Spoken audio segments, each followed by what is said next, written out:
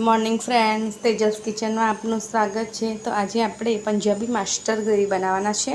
તો આ એક જ ગ્રેવીમાંથી તમે 50થી વધુ સબ્જીઓ, મલાઈ કોફતા કે બીજી ઘણી બધી સબ્જીઓ બનાવી શકો છો। તો તેના માટે મેં મેઝરમેન્ટ લીધું છે। તો 500 ગ્રામ ટામેટા સાથે 500 ગ્રામ ડુંગળી છે, 50 ગ્રામ ગાજર છે, 50 ગ્રામ કેપ્સિકમ છે, 100થી 150 ગ્રામ કાજુ છે, મગજતરી છે। તો તમે એકલા કાજુ પણ લઈ શકો છો અને એકલી મગજતરી પણ લઈ શકો છો, અને બંને અડધું અડધું લેવું હોય તો એ પણ લઈ શકો છો। અને એકદમ સ્પેશિયલ ઇન્ગ્રેડિયન્ટ્સ છે જે ધાણાની દાંડીઓ છે, અને આ આખા મસાલા છે। જો તેમાં એક મેં તજ લીધું છે, એક બેલ પત્તા લીધું છે, આ તજ લીધું છે, મોટી ઇલાયચી અને 3થી 4 નાની ઇલાયચી લીધી છે, જે તમે જોઈ શકો છો। તો આપણે તેની પોટલી બનાવવાની છે। તો સૌપ્રથમ આપણે ટામેટાં અને ડુંગળીને, તો આપણે સહેજ પણ ઓઇલનો ઉપયોગ કરવાનો નથી આજે। તો સૌથી પહેલાં આપણે ડુંગળી એડ કરી દઈશું। ડુંગળી થોડી હલકી બ્રાઉન જેવી થાય એટલે આપણે એમાં ટામેટાં એડ કરીશું, અને ત્યાં સુધી આપણે કાજુ અને મગજતરીને ધોઈ લેવાની છે। 1 થી 2 વાર એને સાફ કરીને ધોઈ લેવાની છે, જેથી કરીને જે પણ ડસ્ટ હોય, મગજતરીમાં ઓલમોસ્ટ ડસ્ટ હોય છે, તો એ નીકળી જાય। તો 1-2 મિનિટ જેટલી ડુંગળી થઈ ગઈ છે, 1-2 મિનિટ જેટલો ટાઈમ। તો આપણે એને બોઇલ કરવાનું છે બધું વસ્તુ, એટલે સહેજ પણ ઓઇલનો ઉપયોગ કરવાનો નથી। અને આ ગ્રેવીને તમે સ્ટોર પણ કરી શકો છો। તો અહીં મેં 500 ગ્રામ જેટલા ટામેટાઓ એડ કર્યા છે, જેને મેં સરસ ધોઈને લીધા છે। અને હવે આપણે બધું જ મિક્સ કરી લઈશું। તો હવે આપણે ગાજર પણ એડ કરી દઈશું, કેપ્સિકમ પણ એડ કરી દઈશું। તો આટલા ઇન્ગ્રેડિયન્ટ્સમાંથી 1 કિલો ગ્રેવી રેડી થાય છે। તો અહીં મેં ધાણાની દાંડીઓ લીધી છે, જેને પણ મેં ધોઈને જ ઉપયોગ કર્યો છે, તો તે પણ આપણે એડ કરી દઈશું। અને મેં તમને જે આખા મસાલા બતાવ્યા હતા એની હું એક પોટલી બનાવવાની છું। તમે ચાહો તો આખા પણ એડ કરી શકો છો, પણ પછી આપણે એને કઢવાના હોય છે, તો એને કઢવાના થોડા આપણને અઘરા પડે છે, એટલે પોટલી બનાવીને નાખીશું। તો બધું મિક્સ કરી અને જરૂર જેટલું પાણી એડ કરીશું। તો તમે આ વસ્તુ કુકરમાં પણ કરી શકો છો, પણ તમે કુકરમાં કરશો તો કુકરમાં અને આ રીતે હાંડીમાં કરીએ છીએ તો તેનો ટેસ્ટમાં બહુ જ ફેર પડે છે। એટલે બની શકે તો તમે હાંડીમાં જ કરજો, જેથી કરીને હોટલ જેવો ટેસ્ટ તમને મળી રહે છે। હોટલમાં ખૂબ જ વધારે પ્રમાણમાં ગ્રેવી બને છે, તો એ લોકો આવી રીતે હાંડીમાં જ કરતા હોય છે। તો મેં અહીં પોટલી રેડી કરી છે, જેમાં મોટી ઇલાયચી, નાની ઇલાયચી, તજ અને બે લીફ અને આ થોડી જાવંત્રી લીધી છે, જે અડધો ટુકડો જેટલી જ છે।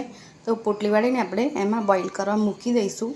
અને મેં કાજુ અને મગજતરી ધોઈ લીધી હતી, તે પણ આપણે એડ કરી દઈશું। તો તમે આની જગ્યા પર થોડી ખસખસનો પણ ઉપયોગ કરી શકો છો। તો તમારી પાસે જે વસ્તુ વધારે હોય તે તમે લઈ શકો છો। અને થોડો મરી પાવડર એડ કરીશું। તો બસ, હવે આપણે કશું જ એડ કરવાનું નથી, આપણે ફક્ત બધી જ સબ્જીઓને એકદમ સારી રીતે બોઇલ કરવાના છે। તો પાણી પણ આપણે વધારે લેવાનું નથી, જરૂર પૂરતું જ પાણીનો ઉપયોગ કરવાનો છે। નહીં તો જ્યારે પણ આપણે ગ્રેવી ને પીગીશું ત્યારે એનું વધારાનું પાણી આપણે કાઢી દેવાનું છે, એટલે બને ત્યાં સુધી ઓછું પાણીનો ઉપયોગ કરીને જ આપણે એને બોઇલ કરવાનું છે। તો હવે આપણે ઢાંકીને 15થી 20 મિનિટ સુધી એને ધીમા ગેસ પર બોઇલ થવા દઈશું। અને આપણે જે પોટલી બનાવી હતી એને પણ આપણે એમાં મૂકી દઈશું, જેથી કરીને બધા જ ખડા મસાલાની એકદમ સરસ અરોમા આપણી ગ્રેવીમાં બેસી જાય। તો તમે જોઈ શકો છો આપણી ગ્રેવીમાં બોઇલ આવવાનું સ્ટાર્ટ થઈ ગયું છે। તો લગભગ 15થી 20 જ મિનિટમાં આપણું બધું જ ગ્રેવીનું જે સબ્જી છે એ બધી જ પાકી જશે। તો તમે જોઈ શકો છો આપણી ડુંગળી એવું એકદમ ટ્રાન્સપરન્ટ થઈ ગયું છે, અને ગાજર છે એ પણ એકદમ સરસ બોઇલ થઈ ગયા છે, અને કાજુ પણ સોફ્ટ થઈ ગયા છે। તો હવે આપણે ગ્રેવીને ઠંડી થવા દઈશું। તો ગ્રેવી એકદમ ઠંડી થાય ત્યાં સુધી આપણે વેઇટ કરીશું। ગ્રેવી ઠંડી થાય એટલે આપણે એને મિક્સર જારમાં લઈને ગ્રાઇન્ડ કરી લઈશું। તો જોઈ શકો છો લગભગ આપણી ગ્રેવી ઠંડી થઈ ગઈ છે। તો હવે આપણે એને ગ્રાઇન્ડ કરી લઈશું, અને આપણે જે મસાલાની પોટલી એડ કરી હતી એને પણ આપણે કઢી લેવાની છે। તો હવે આપણે બધી જ વસ્તુઓને થોડી થોડી લઈને મિક્સર જારમાં લઈને ગ્રાઇન્ડ કરી લઈશું। તો પાણી આપણા ગ્રેવીના જે શાકમાં જોઈ શકો છો પાણી ખૂબ ઓછું છે, એટલે થોડું પાણી હોય તો ચાલશે, પણ બહુ વધારે પાણી હોય તો તેને કાઢી નાખવા નાખવું પડે. તો આટલા પાણીમાં આપણે કોઈ પ્રોબ્લેમ નહીં આવે, આટલા પાણીથી આપણે કામ ચાલી જશે. તો આપણે પણ એટલે પાણી નાખતા પહેલાં થોડું ધ્યાન રાખવાનું છે કે બફાઈ જાય પણ પાણી એટલું ના રહે. તો તમે જોઈ શકો છો એકદમ થોડું જ પાણી છે, તો આટલા પાણીથી કોઈ પ્રોબ્લેમ નહીં આવે. તો હવે આપણે ગ્રાઇન્ડ કરી લઈશું ગ્રેવીને. તો ગ્રેવીને મેં દળી લીધી છે. તો તમે ગ્રેવીનું ટેક્સચર જોઈ શકો છો, એકદમ સ્મૂથ જ ગ્રેવી આપણે પીસવાની છે. સહેજ પણ દરદરું રહેવું ના જોઈએ. તો એકદમ સ્મૂથ ગ્રેવી બનાવીશું. તો તમે જોઈ શકો છો ગ્રેવીને મેં એકદમ સરસ ચાળી લીધી છે. તો થોડું ઘણું જે આખું રહી ગયું હોય એ નીકળી જાય અને એકદમ આપણી સ્મૂથ ગ્રેવી રેડી થાય. એટલે ગ્રેવીને છાણવી ખૂબ જ જરૂરી છે. તો હવે ગ્રેવી બનાવવાનું સ્ટાર્ટ કરીશું. તો મેં 200 ગ્રામ જેટલું તેલ લીધું છે, કેમ કે આપણે ગ્રેવી બેઝ વધારે છે તો જરૂર પડશે તો હજુ વધારે પણ એડ કરીશું. તો હવે અહીં મેં લસણ આદુની પેસ્ટ એડ કરી છે, 1 મોટી ચમચી. તો હવે તેને સરસ રીતે આપણે સાતળવા દઈશું. અને 1 મોટી ચમચી જેટલું લસણ લઈશું, જેને પણ આપણે 1 કે 2 મિનિટ સુધી સાતળવા દઈશું. તો આને સાતળવું ખૂબ જ જરૂર છે. જ્યાં સુધી થોડું ગોલ્ડન બ્રાઉન થાય ત્યાં સુધી એને સાતળવાનું છે, જેથી કરીને લસણ આદુ અને મરચાંનું કચાશ હોય એ દૂર થઈ જાય. તો હવે આપણે આદુ લસણ અને મરચાંની પેસ્ટ સંતળાઈ ગઈ છે અને એની જે સુગંધ હોય એ પણ બહુ સરસ બહાર આવે છે. તો હવે આપણે એમાં બેસન એડ કરીશું. તો અહીં મેં 2 ચમચી જેટલું બેસન એડ કરવાની છું. તો તે પણ આપણે સરસ રીતે એને શેકી લઈશું. તો બેસન હંમેશા ચાળીને જ વાપરવાનું છે, નહીં તો તેના ગઠ્ઠા તેમાં રહી જાય છે. એટલે એને હંમેશા ચાળીને જ એનો ઉપયોગ કરવાનો છે. અને બેસન એડ કરવાથી ગ્રેવીમાંથી જે પાણીનો ભાગ છૂટે છે એ છૂટતો નથી, એટલે બેસન એડ કરવાનું છે. અને ટેસ્ટ પણ સબ્જીમાં સરસ આવે છે. તો બેસનને 1 થી 2 મિનિટ સુધી ધીમા તાપે આપણે શેકી લઈશું. તો બેસન આપણું શેકાઈ ગયું છે. તો આપણે હળદર પાવડર એડ કરીશું. તો 10 ગ્રામ જેટલો હળદર પાવડર એડ કરીશું. 10 થી 20 ગ્રામ જેટલા ધાણા જીરું પાવડર એડ કરીશું. 2 થી 3 મોટી ચમચી જેટલો એડ કરીશું અને એને સરસ રીતે મિક્સ કરીશું. તો મસાલાને પણ આપણે 1 કે 2 મિનિટ જેટલા રોસ્ટ કરવાના છે, જેથી કરીને તેની ફ્લેવર તેલમાં બેસી જાય અને એકદમ સરસ ગ્રેવીમાં એની ફ્લેવર બેસી શકે.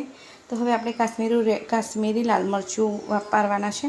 તો એ પણ 20 ગ્રામ જેટલું એડ કરવાનું છે. તો હું 3 મોટી ચમચી જેટલું એડ કરું છું અને સારી રીતે હવે આપણે બધું મિક્સ કરી લઈશું. અને સરસ બધું મિક્સ થઈ જાય એટલે આપણે ગ્રેવીનો જે બેઝ હતો એને એડ કરી દઈશું. તો ગ્રેવી બેઝ એડ કરી દીધો છે. તો હવે આપણે સારી રીતે એને મિક્સ કરી લઈશું. તો તમે જોઈ શકો છો તેલ આપણે ઉપર દેખાય છે, પણ બધું જ ગ્રેવીમાં સોક થઈ જશે, એટલે ચિંતા કરવાની જરૂર નથી. અને આ ગ્રેવીને તમે સ્ટોર પણ કરી શકો છો. અને આપણે હમણાં આમાં મીઠું એડ કરવાનું નથી. મીઠું જ્યારે પણ આપણે સબ્જી બનાવીએ ત્યારે જ એડ કરવાનું છે, જેથી કરીને મીઠામાં આપણને કન્ફ્યુઝન ના થાય. તો જોઈ શકો છો તમે ગ્રેવીનું ટેક્સચર કેટલું સરસ છે. એકદમ સરસ ગ્રેવીનું ટેક્સચર આવ્યું છે. તો થોડું ધ્યાન રાખીને ગ્રેવી કરીએ તો એકદમ સરસ ગ્રેવી આપણી બનીને રેડી થાય છે. તો હોટલમાં પણ બધા આ રીતે જ ગ્રેવી બનાવતા હોય છે. તો અને ગ્રેવીનો સ્વાદ બીજે દિવસ જ બહુ સરસ લાગે છે, જેથી કરીને આપણા ઇન્ડિયન મસાલા ગ્રેવીમાં ભળે તો એનો ટેસ્ટ બીજે દિવસ એકદમ સરસ આવે છે. તો મને અહીં થોડું તેલ ઓછું લાગે છે, તો હું તેલ એડ કરીશ.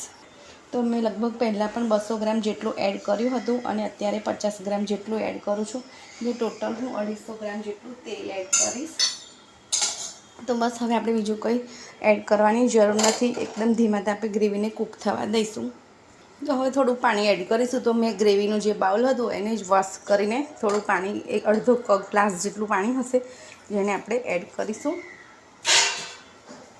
અને સારી રીતે મિક્સ કરી લઈશું. તો હવે ગ્રેવીને આપણે ઢાંકીને થવા દઈશું અને થોડા ટાઈમ આપણે એને હલાવતા રહીશું. તો એકદમ સરસ ગ્રેવી આપણી રેડી થઈ જશે થોડી જ વારમાં. લગભગ 15 થી 20 મિનિટ જેટલો ટાઈમ લાગશે. તો હવે ગ્રેવીને ઢાંકીને થવા દઈશું.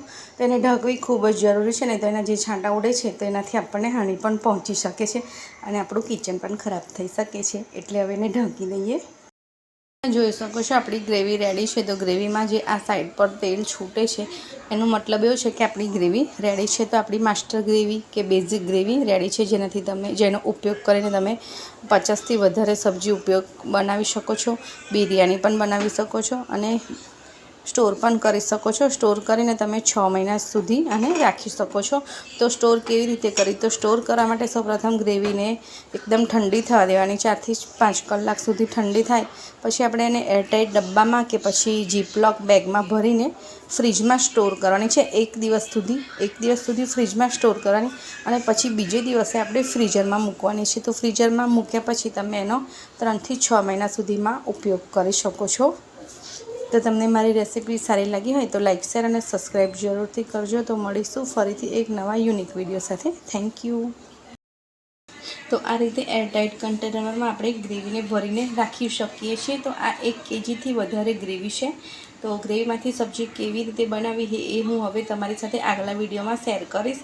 તો 1 kg ગ્રેવીમાંથી લગભગ 25થી 30 માણસ માટેની સબ્જી રેડી થાય છે, જેમાં તમે પનીર સબ્જી વગેરેનો યુઝ કરી શકો છો।